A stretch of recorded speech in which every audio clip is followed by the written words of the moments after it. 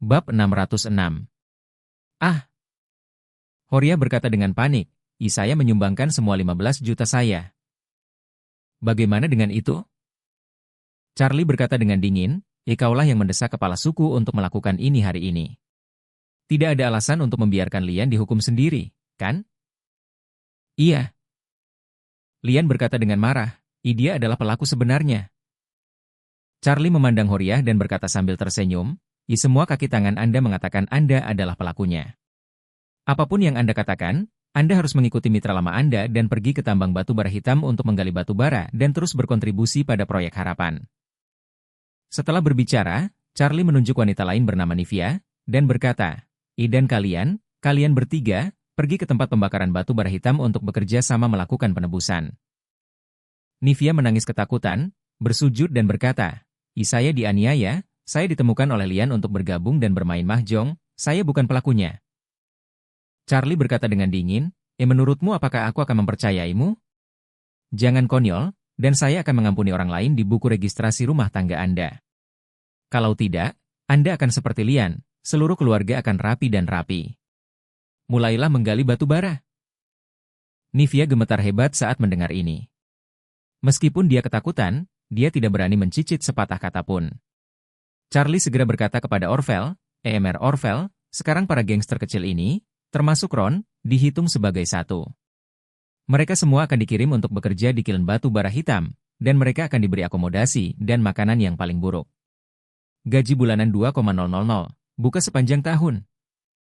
Setelah itu, dia dengan tegas mengatakan, orang-orang ini, yang bekerja keras dan secara sadar bekerja lembur, akan diberi kenaikan gaji yang wajar.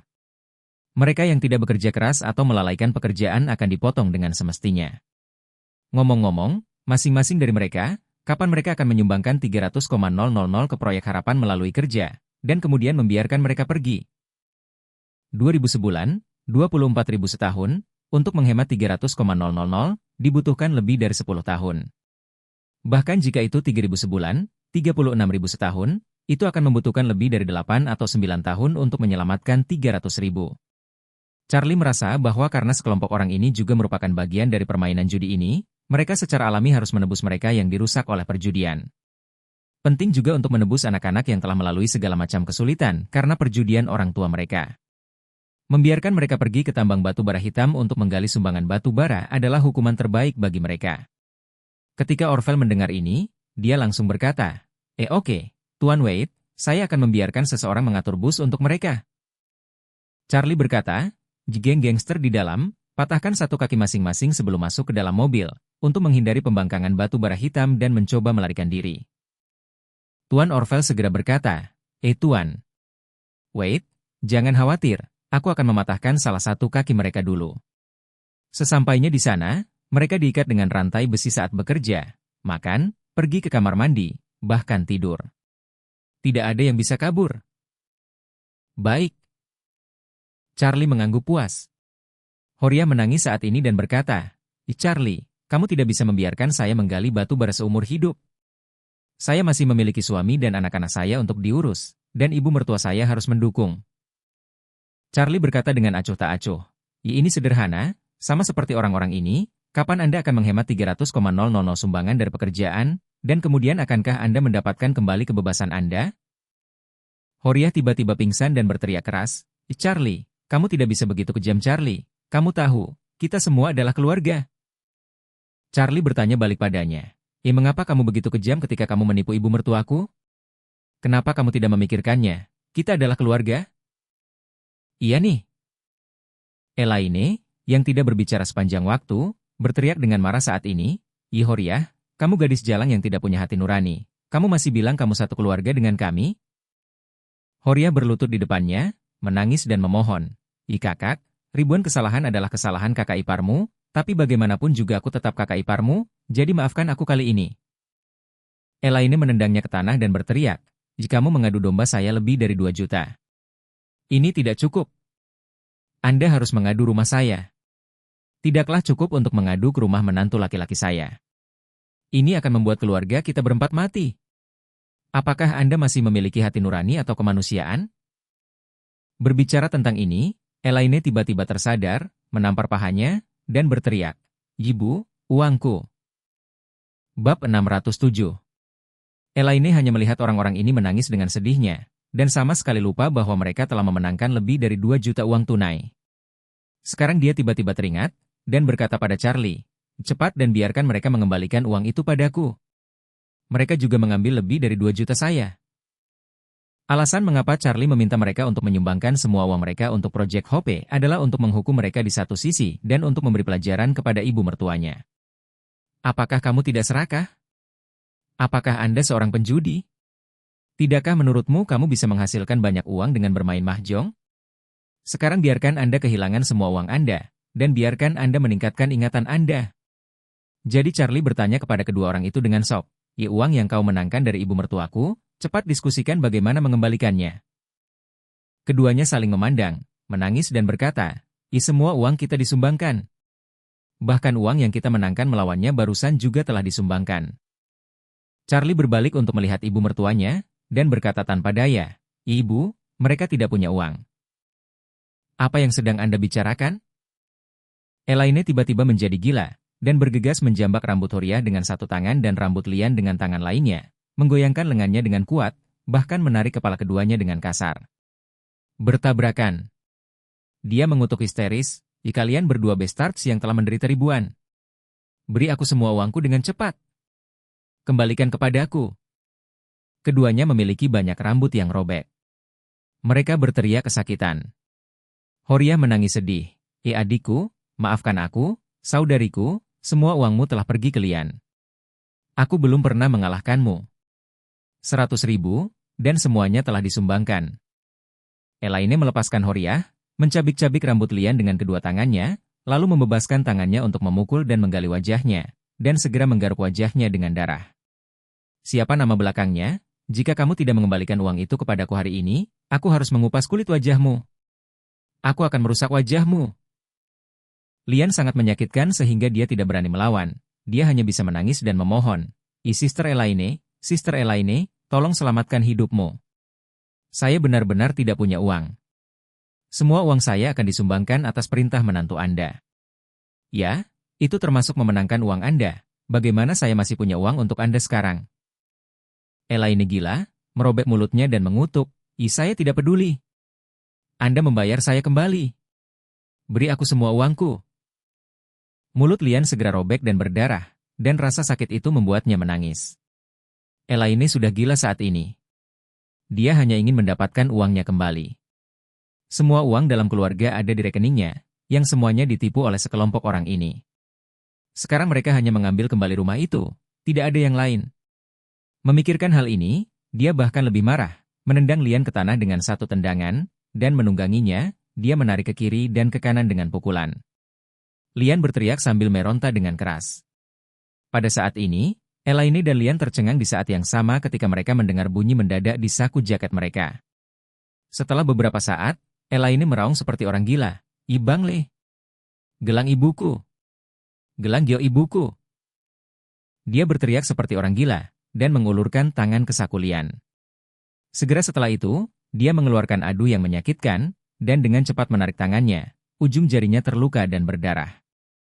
Meski begitu, dia mengeluarkan gelang Gyo kecil yang rusak dari saku Lian. Elaine melihat gelang yang rusak itu dan duduk di tanah dan menangis. 4 atau 5 juta gelang. Saya dirampok. Perhiasan paling berharga dari batu giok ini adalah gelang. Gelang dengan bahan yang sangat bagus bisa dijual seharga 4-5 juta. Tapi begitu rusak, Anda hanya bisa membuat beberapa cincin muka atau liontin kecil, yang tidak berharga dan mungkin tidak bertambah. Jual seharga 200.000. Bab 608. Elaine pingsan. 2 juta hutang judi tidak bisa ditagih, dan 4 atau 5 juta gelang masih putus. Ini kerugian yang sangat besar. Dia segera menoleh untuk melihat Nivia, dengan histeris mengutuk, jika kamu tidak menyumbang, Anda membayar saya kembali. Beri aku semua uangmu. Kalau tidak, aku akan membunuhmu. Aku akan merobekmu. Nivia berlutut ketakutan, menangis dan memohon. Kakak, saya orang miskin. Ada total deposit lebih dari 60,000. Jika Anda menginginkannya, saya akan mentransfernya kepada Anda. Elaine naik dan mengisap beberapa mulutnya, dan berkata dengan marah, Saya tidak percaya. Buka bank seluler Anda dan biarkan saya melihat. Nivia menangis dan berkata, ya aku benar-benar tidak punya uang, kakak perempuan tertua. Saya memiliki penghasilan lebih dari 2.000 sebulan. Jika bukan karena uang, saya tidak akan datang ke sini untuk menyakiti orang dengan roh jahat lian. Karena itu, dia membuka bank selulernya, yang memang hanya memiliki 63,000 di dalamnya. Elaine akan pingsan. Apa lebih dari 60,000 untuknya? Dia telah kehilangan lebih dari 6 juta. Pada saat ini, dia hanya bisa melihat ke arah Charlie, dan berteriak, kalian semua harus disalahkan. Anda semua harus disalahkan. Dasar sampah, katamu. Mengapa Anda membiarkan mereka menyumbangkan uangnya? Mengapa Anda tidak membiarkan mereka memberi saya uang? Charlie mengerutkan kening dan berkata dengan ringan, Ibu, aku menyelamatkan hidupmu, ini yang paling penting. Aku pingsan. Elaine melompat dengan marah, ya aku tidak ingin kamu menyelamatkan hidupku. Saya ingin Anda menghemat uang saya. Uang saya hilang, dan saya hidup. Anda memberi saya uang. Mengembalikannya. Saya. Charlie menatapnya dengan dingin, tidak terlalu malas untuk mengenalnya. Dia membuatnya kehilangan uang dan melakukannya dengan sengaja, untuk memberinya pelajaran. Jika tidak, lain kali dia masih akan memutuskan berapa banyak masalah yang akan ditimbulkan. Tidak masalah jika dia mati sendiri. Dia akan menyakiti Claire. Orville juga sangat tidak puas dengan penampilan Elaine. Dia secara naluriah merasa dianiaya untuk Charlie. Apa-apaan ibu mertua ini? Dia menyelamatkan hidupnya. Apakah dia masih ceroboh? Memikirkan hal ini, dia berteriak dengan tajam. Saya memperingatkan Anda, jangan berpikir bahwa Anda adalah ibu mertua Tuan Wade. Anda bisa tidak menghormati dia. Jika terlalu banyak, saya akan mengirim Anda ke kiln batu bara hitam bersama mereka. Elaine terkejut, kesombongannya segera turun banyak, dan dia berkata dengan kesal, ya apa urusan keluarga kami dengan Anda? Setelah selesai berbicara, dia menunjuk ke arah Charlie dan berkata, tahukah kamu bahwa orang ini adalah orang yang besar berkedip? Anda sekarang sedang dibodohi oleh dia dan melayani dia sebagai tombak. Suatu hari ketika Anda kembali, Anda harus menjadi yang pertama. Untuk meretasnya sampai mati. Tidak peduli seberapa marahnya, Orville mengulurkan tangannya dan menamparnya, dan berteriak, jika kamu berani memprovokasi hubunganku dengan Tuan Wade, aku akan membunuhmu. Elaine benar-benar tidak berani sombong sekarang. Dia tahu metode Orville, jika dia benar-benar membuatnya kesal, bagaimana dia bisa mengaturnya? Jadi dia hanya bisa mundur beberapa langkah, dan sejujurnya tidak berani berbicara lagi. Pada saat ini, Orville mendatangi Charlie, berlutut dengan satu kaki, dan berkata dengan ekspresi sedih, Mr. Wade, aku benar-benar dianiaya untukmu. Setelah dia selesai berbicara, dia mengangkat suaranya sedikit, dan berseru, mengapa kamu ingin menjadi menantu perempuan cebol seperti ini? Meskipun Anda dan Nyonya Wade memiliki hubungan yang dalam, ibu mertua seperti ini tidak perlu dipertahankan di dunia. Dan dia terus-menerus tidak menghormatimu, aku seharusnya sudah membunuhnya sejak lama. Bab 609. Ketika Charlie mendengar ini, dia menggelengkan kepalanya sedikit, dan berkata dengan ringan, lupakan Tuan Orville, ada beberapa hal yang harus dipelajari untuk diterima. Orville menatap Elaine dengan getir, sementara Elaine ketakutan. Saat ini, Elaine tidak berani lagi mengangkat masalah uang, jadi dia hanya bisa merasa dirugikan dan tertekan untuk sementara waktu. Pada saat ini, beberapa mobil diparkir di halaman villa, dan Ishak secara pribadi masuk dengan 5 orang kokoh yang diikat. Masing-masing dari 5 orang ini penuh ketakutan. Begitu dia memasuki pintu dan melihat Lian, pemuda itu berkata tanpa berpikir dan bertanya, Ibu, apa yang terjadi? Lian melihat suaminya, menantu perempuan, dan menantu perempuan semuanya ditangkap, dan hantu itu tiba-tiba menangis dan melolong. Aku turut prihatin, maafkan aku, salahkan aku, kamu harus menderita bersamaku. Seorang pria berusia 50-an dengan terburu-buru bertanya, istri, apa yang terjadi? Charlie menatapnya dan berkata dengan dingin, apakah kamu tahu bahwa istrimu begitu berbahaya bagi orang lain? Aku tidak tahu. Kata pria itu dengan menghindari. Charlie dapat melihat sepenuhnya reaksinya dan mencibir, masih berbicara dengan saya? Istrimu telah menjadi bandar selama beberapa dekade. Orang macam apa dia? Kamu tidak tahu apa itu? Bagaimanapun, dia melihat kelima orang itu satu persatu, dan kemudian bertanya, Siapakah di antara Anda yang merupakan putra dan putri Lian? Seorang pria dan wanita muda mengangkat tangan mereka dengan takut-takut. Mereka masih belum tahu apa yang terjadi. Charlie memandang mereka dan mencibir. Saya mendengar bahwa Anda semua adalah siswa berprestasi dari universitas bergengsi. Lalu tahukah Anda, dari mana uang universitas Anda berasal? Keduanya saling memandang, tidak ada yang berani untuk berbicara. Suami Lian mungkin menyadari bahwa ada sesuatu yang salah. Pasti istrinya yang telah ditangkap oleh seseorang. Jadi dia buru-buru berkata, Tuan ini, jika istri saya selingkuh saat bermain kartu, maka Anda bisa mengatakan yang sebenarnya. Berapa saya bisa membayarmu? Lian menangis dan berkata, suamiku, 20 juta kecil kami telah disumbangkan, dan 2 juta yang saya menangkan hari ini juga telah disumbangkan. Menyumbangkannya? Suami Lian bertanya dengan heran, kepada siapa Anda menyumbang? Charlie berkata dengan dingin, donasikan ke Project Hope. Lagi pula, dia mengamati keluarga itu dan dengan tegas menegur. Kalian vampir yang ahli dalam menyontek, tidak tahu berapa banyak orang yang telah ditipu dan berapa banyak keluarga yang telah hancur selama bertahun-tahun. Tapi, Anda sendiri melakukannya dengan sangat baik. Anak-anak semuanya telah bersekolah di universitas bergengsi dan menjadi orang-orang sukses. Apakah kamu tidak harus membayar hutang ini? Semua orang di keluarga Lian ketakutan.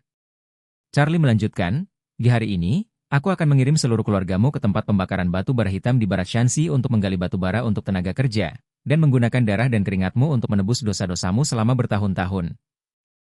Hah? Semua anak muda tiba-tiba pingsan.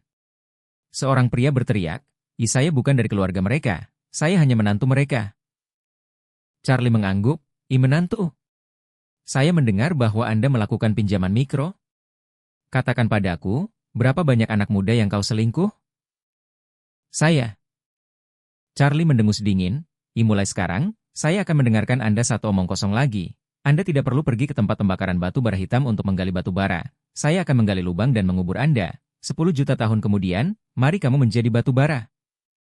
Seorang wanita muda yang tampan menangis dan berkata, saya hanya menantu perempuan mereka, dan saya tidak melakukan apapun untuk menyakiti siapapun. Charlie bertanya balik, ku dengar rumahmu menjalankan kasino hitam? Bab 610. Wanita itu tiba-tiba menjadi pucat dan berkata tanpa berpikir, Saya belum pernah berpartisipasi dalam operasi kasino. Saya hanya melakukan pekerjaan keuangan. Pekerjaan keuangan? Charlie berkata acuh tak acuh. Pekerja keuangan juga seorang kaki tangan, tidak perlu disapu bersih. Jujur ikuti penebusan, keluargamu, benar-benar sekelompok SCM. Ishak berkata saat ini, Wade, aku kenal wanita ini. Nama ayahnya adalah John Slaughter. Dia menjalankan kasino hitam di dekatnya. Apakah Anda ingin saya mengambil semuanya? Charlie berkata, periksa apa yang telah Anda lakukan yang melukai dunia dan akal sehat. Jika dosanya tidak bisa diampuni, bunuh saja dia. Wanita itu jatuh ke tanah karena ketakutan. Setelah itu, 3 minibus Toyota Coaster meluncur ke Thompson. Selusin bajingan termasuk kaki Ron dipatahkan satu persatu, siap dikirim ke mobil. Charlie berkata kepada Elaine saat ini, Ibu, ayo pergi. Ekspresi Elaine sangat jelek, dia menarik Charlie ke samping, dan berbisik, mereka merekam video saya seperti itu, Anda harus membantu saya menemukannya. Video semacam itu? Charlie mengerutkan kening dan bertanya, apa maksudmu? Elaine berkata dengan cemas, itu jenis videonya. Mereka menyuruh saya melepas pakaian saya dan merekam. Anda harus menemukan videonya untuk saya dan menghapusnya. Jika tidak, seandainya video dialirkan, saya tidak akan tinggal di luar. Charlie tertegun sejenak, tapi tidak menyangka ibu mertuanya menikmati perlakuan ini. Menggelengkan kepalanya tanpa daya, dia menarik Ron dan bertanya dengan suara dingin, di mana video yang kamu buat? Ron sangat takut sehingga dia menangis dan menangis, Wade, aku bingung sebentar. Charlie berkata dengan dingin, berhenti bicara omong kosong. Katakan, di mana videonya? Di ponsel saya. Apakah itu dikirim? Tidak, sama sekali tidak. Charlie mengangguk, mengeluarkan ponsel dari sakunya, menyerahkannya kepada Elaine, dan berkata, Ibu, kamu temukan videonya dan hapus sendiri. Elaine buru-buru mengambil telepon, menemukan videonya di album, dan menghapusnya sepenuhnya. Belakangan, dia masih merasa tidak aman, jadi dia langsung menghancurkan teleponnya. Setelah itu, Elaine berkata dengan getir, saya harus menunggu mereka masuk ke mobil sebelum saya pergi.